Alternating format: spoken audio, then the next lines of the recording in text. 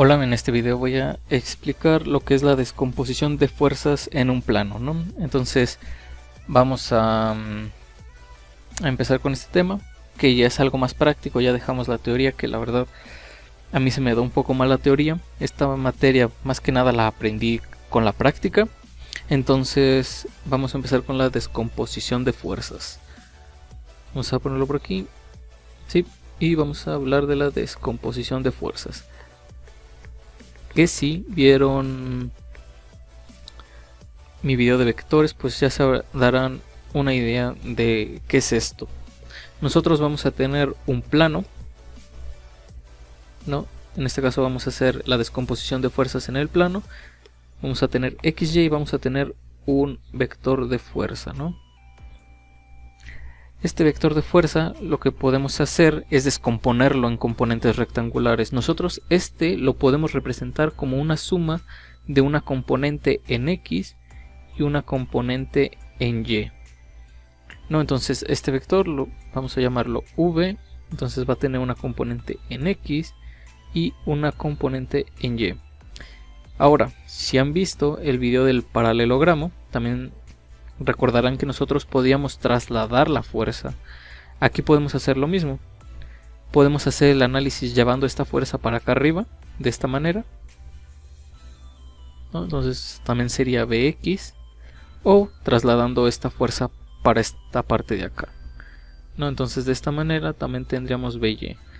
Y como se puede ver, a lo que llegamos es que ahora tenemos un triángulo aquí, pudiendo hacer el análisis de esta manera o haciendo el análisis con este otro triángulo de aquí.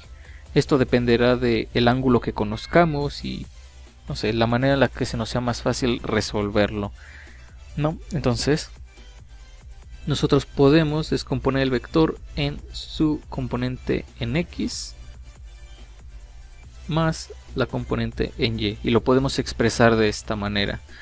Esto más adelante nos servirá, ya que nosotros podemos sumar todas las fuerzas en X y sumar todas las fuerzas en Y es muchísimo más sencillo encontrar una fuerza resultante, ya que directamente vamos a terminar con un X y un Y resultantes, y podemos hacer toda la suma directamente, y ya no tenemos que usar tantos conceptos geométricos para resolverlo, que se van a seguir utilizando, pero para este tipo de cosas no. Entonces ahora lo que voy a hacer va a ser hacer un ejercicio, que ya lo tengo por acá, y este ejercicio es del libro de cálculo vectorial de Ron Larson, y voy a hacer esto más chico, lo voy a poner por ahí. Muy bien, entonces el problema nos pide, realmente este problema nos pide calcular una fuerza resultante, pero lo vamos a dejar simplemente en calcular las componentes de cada vector. Entonces, tenemos nuestro eje, lo voy a poner de esta manera, así, y tenemos tres vectores, uno en esta dirección, otro en esta dirección y otro en esta dirección. Ahora vamos a poner los ángulos que nos dan, que este es de 33, luego nos dice que de acá a acá son 110, y por último de aquí a acá son menos 125. También nos da las magnitudes. En este caso este tiene una magnitud de 2, este tiene de 2.5 y este de 3. Entonces los voy a nombrar, voy a poner F1, F2 y F3, así en este orden.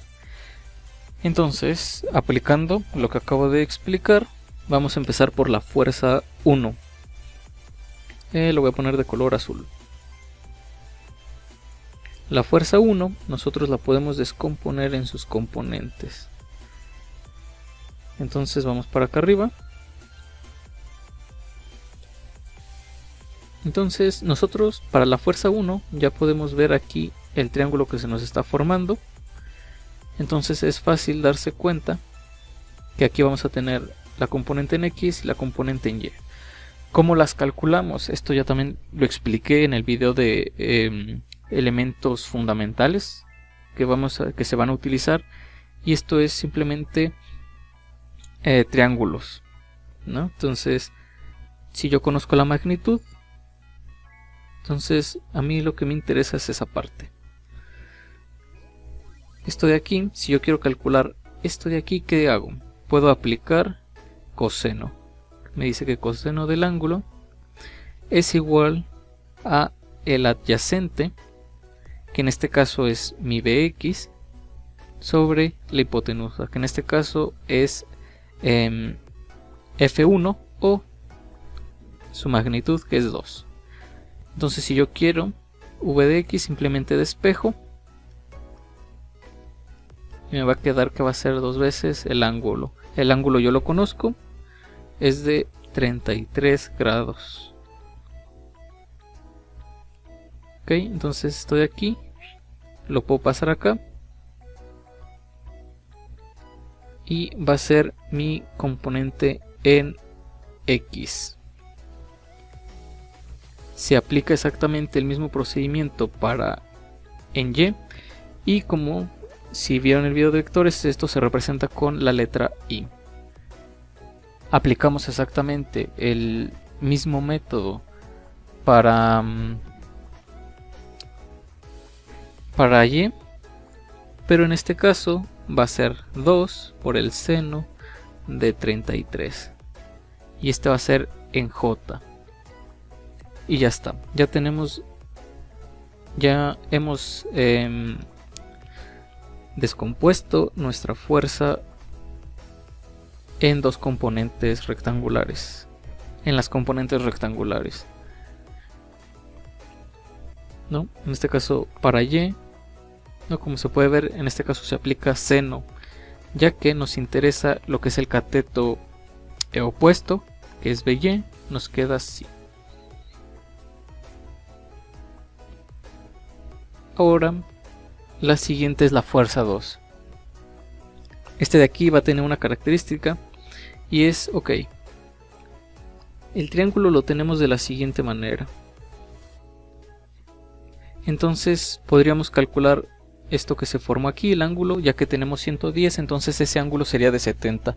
Y podríamos volver a aplicar el método, pero si queremos hacer eso, vamos a tener en cuenta lo siguiente. En este caso la magnitud es de 2.5, vamos a tener coseno y va a ser de 70, pero hay que observar que este vector, esta fuerza, va hacia la izquierda.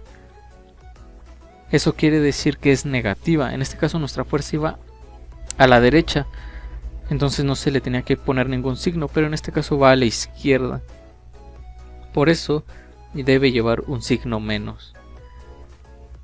Es nuestra componente en y para lo demás sigue siendo igual, porque nuestra fuerza va hacia arriba, ¿no? Igual que en este caso de acá, nuestra fuerza iba hacia arriba.